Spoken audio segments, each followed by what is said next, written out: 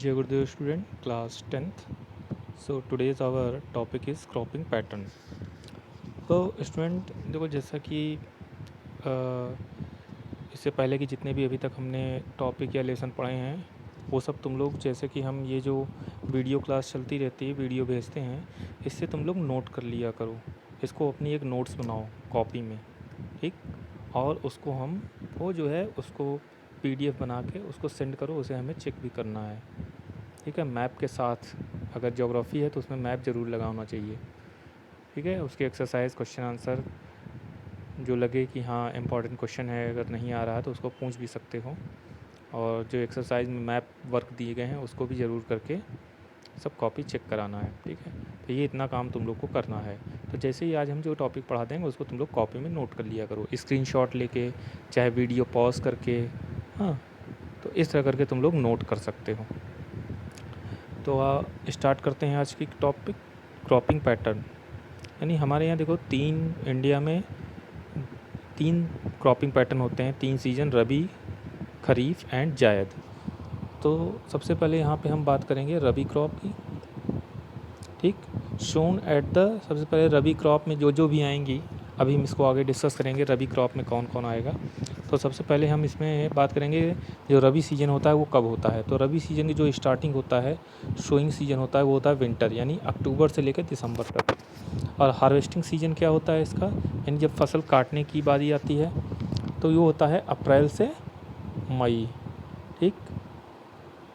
और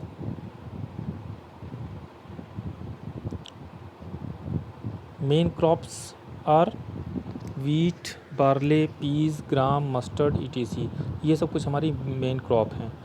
रीजन कहाँ कहाँ पे ये ग्रो किए जाते हैं, यूपी, हरियाणा, पंजाब, यानी हमारा नॉर्थ इंडिया में लगभग। और reason for successful rabi crops in winter month due to the western temperate cyclone.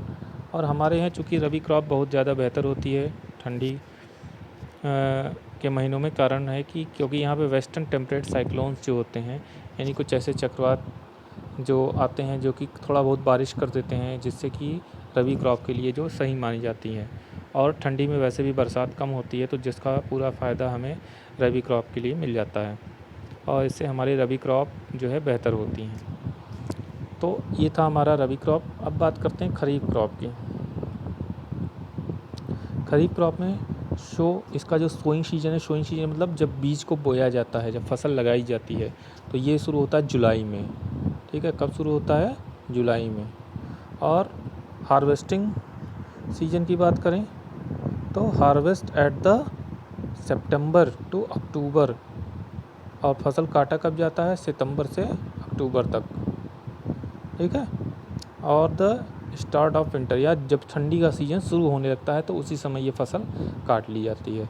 तो main crops are rice, paddy, यानी कि राइस को भी पैडी भी बोलते हैं, जैसे धान बोलते हैं, मेज़, ज्वार, बाजरा, तूर यानी अरहल, moong, urad, cotton, jute, groundnut, soybean, etc. ये सब हमारे आते हैं खरीफ क्रॉप में, ठीक है। रीजन की बात करें, क्षेत्र कहाँ कहाँ ये ग्रो किए जाते हैं, तो Assam, West Bengal, coastal region of in Orissa, Konkan coast, ठीक है, ये सब चीज़ें। In well irrigated area of Assam, West Bengal, और जो वेल इरीगेटेड एरिया, क्योंकि इसमें पानी की बहुत ज़्यादा आवश्यकता होती है इन सब फसलों में, यानी खरीफ की फसल में हमें जो है पानी की बहुत ज़्यादा आवश्यकता होती है, तो इसलिए ये ज़्यादातर बारिश वाले क्षेत्रों में भी अच्छे से ग्रो करती हैं। तो 3 crops Orissa, 3 crops of paddy in the year namely aus aman बोरो।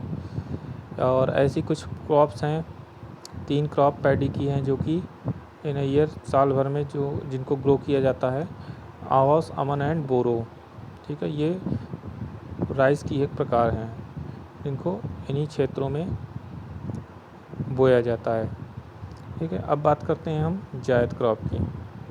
तो जायद क्रॉप की बात करें अगर, तो sown in the March and harvest in June. March में लगभग ग्रो किए बोया जाता है और जून में काट लिया जाता है। मेन क्रॉप्स हैं वाटरमेलन, मस्क मेलन, यानी तरबूज खरबूज जो आते हैं, कुकुम्बर, ये सब।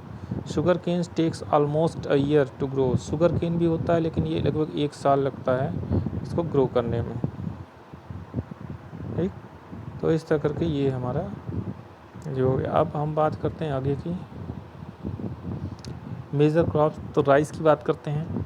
तो देखो, अब हमें बहुत ज़्यादा याद करने की बहुत आवश्यकता नहीं है, हमें पता चल गया है। अगर हमें पता चल जाए कि फसल कौन सी है, तो किस पैटर्न में आती है, चाहे रबी में आती है कि खरीफ में आती है, तो हम उस क्रॉप के बारे में सारी कुछ डिटेल जो ज्योग्राफिकल कंडीशन है वो दे सकते हैं। और एग्ज़ाम में यही ज्योग्राफिकल कंडीशन पूछता है।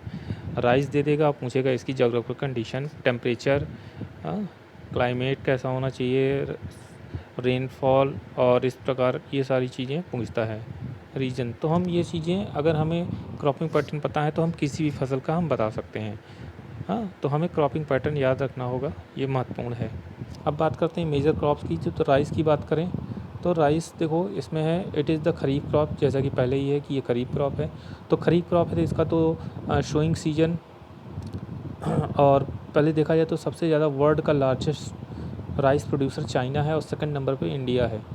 अब टेम्परेचर की बात करें तो टेम्परेचर जैसा कि पता है 25 डिग्री सेल्सियस होना चाहिए, यानी बहुत ज़्यादा टेम्परेचर की आवश्यकता नहीं है। हाई ह्यूमिडिटी, नमी की मात्रा ज़्यादा होनी चाहिए। एनुअल रेनफॉल वो 100 सेंटीमीटर, क्योंकि जैसा कि पहले कह दिए कि ये बारिश के समय ग्रो किया जाता है, तो इसलिए 100 सेंटीमीटर क्रॉप इसके लिए रेनफॉल चाहिए।